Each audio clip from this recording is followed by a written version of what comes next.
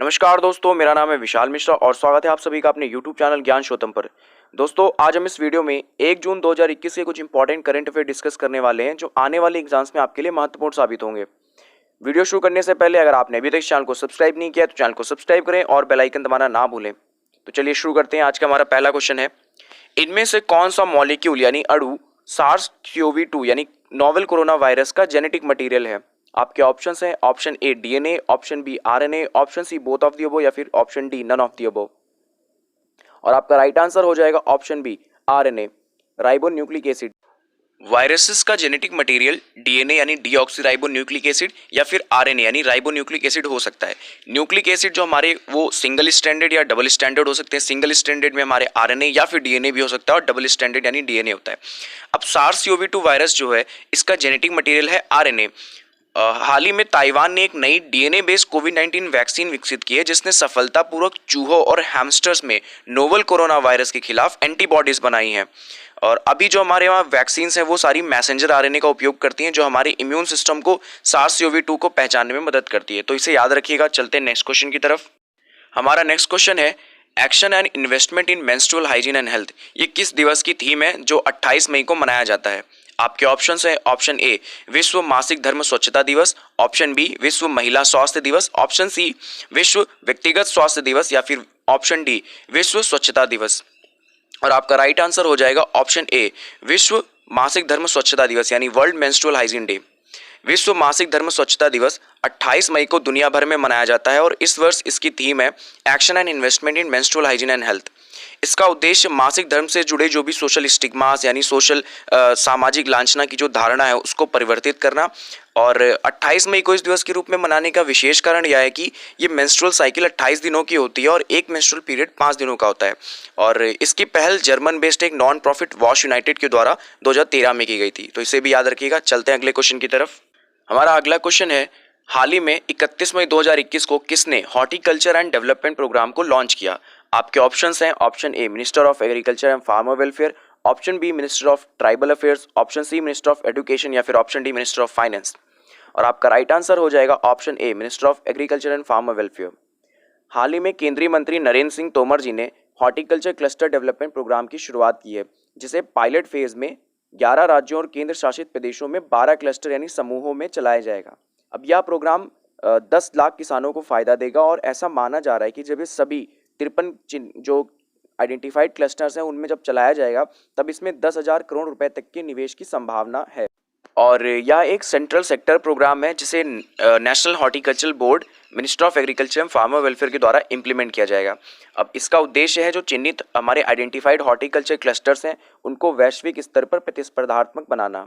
बात करते हैं सेंट्रल सेक्टर प्रोग्राम। दो चीज़ें होती हैं, एक होता है सेंट्रल सेक्टर प्रोग्राम या स्कीम और दूसरा होता है सेंट्रली स्पॉन्सर्ड। तो यहाँ पे डिफरेंस समझ लीजिए। सेंट्रल सेक्टर प्रोग्राम या स्कीम वो होती है जिसमें फुल्ली पूरी फंडिंग है वो सेंट्रल गवर्नमेंट करती है, साथ ही उसको इम्प्लीमेंट भी सेंट्रल गवर्नमेंट करती है।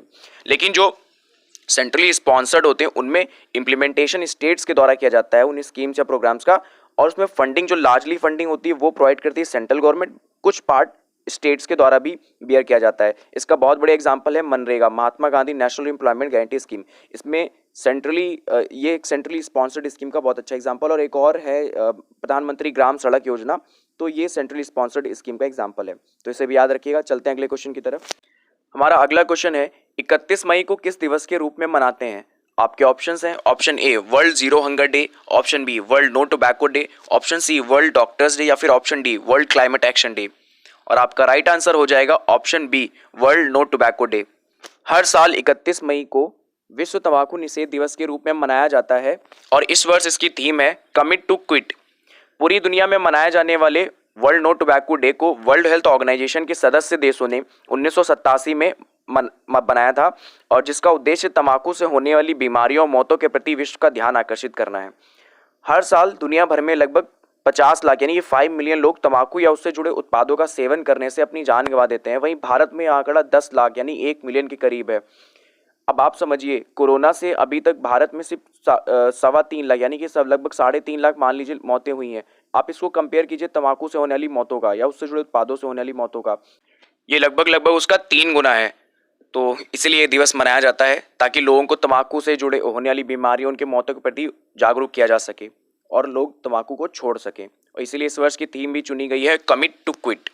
चलते हैं अगले क्वेश्चन की तरफ। हमारा अगला क्वेश्चन है, हाल ही में किस ऑफशोर पेट्रोल वेसल अपतटीय गश्ती पोत को कमीशन किया गया?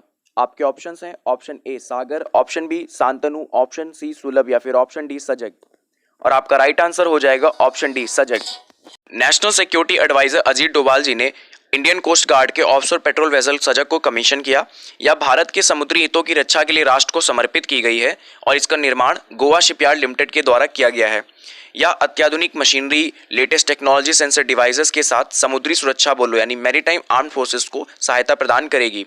बात करते हैं ऑफशोर पेट्रोल वेसल की, अपतटीय गश्ती पोत। तो यह एक छोटा नौसैनिक पोत होता है जिसे तटीय सुरक्षा यानी कोस्टल सिक्योरिटी, सीमा सुरक्षा, खोज या फिर बचाव कार्यों के लिए डिज़ाइन किया गया है। जैसे कि एंटी पायरेसी ऑपरेशंस होते हैं, एंटी स्मगलिंग ऑपरेशंस के लिए, या फिर जो हमारे फिश रिसोर्सेज हैं उनको प्रोटेक्ट करने के लिए इसका इस्तेमाल किया जाता है। तो इसे याद रखिएगा। चलते हैं अगले क्वेश्चन की तरफ। हमारा अगला क्वेश्चन है, हाल ही में डल झील में एक फ्लोटिंग एम्बुलेंस की शुरुआत की गई है। आपको बताना है डल झील किस राज्य या केंद्र शासित प्रदेश में है। आपके ऑप्शन है option A Himachal Pradesh, option B Ladakh, option B Jammu Kashmir या फिर ऑप्शन डी अरुणाचल प्रदेश। और आपका राइट आंसर हो जाएगा option C Jammu and Kashmir. Dal झील जम्मू और कश्मीर की समर कैपिटल श्रीनगर में स्थित है और इसका इनफ्लो सोर्स है झेलम रिवर। इसके अलावा एक और झील है जम्मू कश्मीर में, वुलर लेक, जो कि बांदीपुरा डिस्ट्रिक्ट में है और ये भारत की लार्जेस्ट फ्रेश वाटर लेक यानी साफ पानी की सबसे बड़ी झील है। तो इसे याद रखिएगा। और इसका इनफ्लो सोर्स भी झेलम रिवर ही है। तो चलते हैं नेक्स्ट क्वेश्चन की तरफ। हमारा आज का लास्ट क्वेश्चन है, शाही लीची जिसे हाल ही में यूनाइटेड किंगडम निर्यात किया गया, ये किस राज्य को बिलोंग करती है? आपके ऑप्शंस हैं option A Uttar Pradesh, option B Bihar, option C Jharkhand या फिर ऑप्शन डी मध्य प्रदेश। और आपका राइट आंसर हो जाएगा ऑप्शन बी बिहार। हाल ही में जीआई सर्टिफाइड शाही लीची की पहली खेप को बिहार के मुजफ्फरनगर जिले से एक स्पेशल फ्लाइट के जरिए यूनाइटेड किंगडम निर्यात किया गया। मुजफ्फरनगर को बिहार की या फिर कहें कि इंडिया की लीची कैपिटल भी कहा जाता है। इसकी वजह है क्योंकि बिहार इंडिया में टोटल लीची प्रोडक्शन का 40% अकेले प्रोड्यूस करता है। वहीं मुजफ्फरनगर बिहार में होने वाली लीची प्रोडक्शन का 60% अकेले प्रोड्यूस करता है। लगभग 15,000 हेक्टेयर्स ऑफ लैंड पर लीची की खेती मुजफ्फरनगर उसके आसपास के क्षेत्र में की जाती है। दुनिया में लीची के प्रोडक्शन में चाइना नंबर 1 पे है और दूसरे नंबर पे है भारत। इसके अलावा साल 2018 में शाही लीची को जीआई टैग भी दिया गया था और इसी के साथ 3 और प्रोडक्ट्स जर्दालू आम, कतरनी राइस और मगमई पान को भी जीआई टैग दिया गया था। बात करते हैं जीआई टैग की। जीआई टैग यानी कि ज्योग्राफिकल इंडिकेशन टैग, ये किसी एग्रीकल्चर, नेचुरल या फिर मैन्युफैक्चर प्रोडक्ट को दिया जाता है। जैसे कि कोई हैंडीक्राफ्ट आइटम है, कोई इंडस्ट्रियल गुड है जो किसी निश्चित यानी डेफिनिट ज्योग्राफिकल टेरिटरी से ओरिजिनेट या बिलोंग करता है और तो उसी चीज को उसी एरिया के लिए जीआई टैग दिया जाता है। अब जीआई टैग देने से फायदा क्या होता है? अब ये उस जिस वस्तु को या जिस गुड्स को जीआई टैग दिया गया है उसकी यूनिकनेस और उसकी क्वालिटी को इंश्योर करता है कि ये बहुत ही अच्छी क्वालिटी का होगा। और साथ ही साथ में जो किसान या जो लोग इन प्रोडक्ट्स को मैन्युफैक्चर करते हैं या इनको उगाते हैं उनको भी इसके अच्छे दाम मिलते हैं मार्केट में, तो इससे उनका भी फायदा होता है। अब भारत में सबसे पहला जीआई टैग दार्जिलिंग टी को वर्ष 2004 में दिया गया था और इस समय भारत में अगस्त 2020 तक का आंकड़ा है, ये 365 जीआई टैग हैं। और geographical indication of goods registration and protection act 1999 के अंतर्गत जो जीआई गुड्स हैं उनको प्रोटेक्शन मिलती है। और भारत में जीआई टैग का स्लोगन है invaluable treasures of incredible India, अतुल्य भारत की अमूल्य निधि। तो इसे भी याद रखिएगा। और इसी के साथ हमारा आज का वीडियो समाप्त होता है। आशा आपको वीडियो अच्छा लगा होगा। अगर वीडियो अच्छा लगा हो तो इसे लाइक करें, शेयर करें, सब्सक्राइब करें और बेल आइकन दबाना ना भूलें। मिलते हैं कल एक नए वीडियो के साथ, तब तक के लिए नमस्कार, धन्यवाद।